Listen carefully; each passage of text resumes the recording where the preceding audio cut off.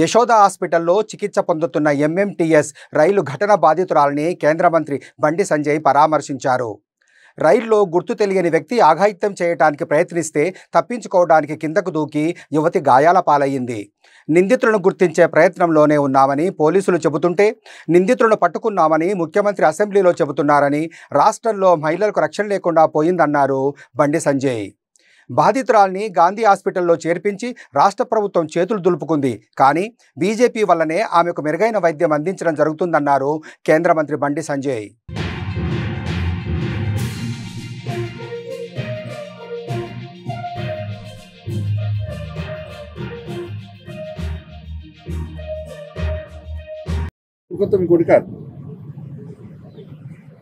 రాష్ట్రం స్పందించలే.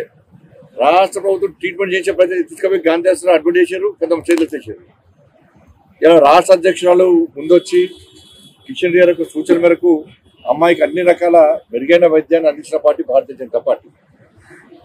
గొప్ప ఎక్కువట్లేం, రాష్ట్ర ప్రభుత్వం నిర్లక్ష్యం చెప్తున్నాం మేము. కాబట్టి ఇప్పటికైనా కూడా రాష్ట్ర ప్రభుత్వం స్పందించాలి. నిందితులను, అమ్మాయి చెప్పిన దాని ప్రకారం నిందితులను వెంటనే అరెస్ట్ చేయాలని చెప్పి బీజేపీ డిమాండ్ చేస్తాం.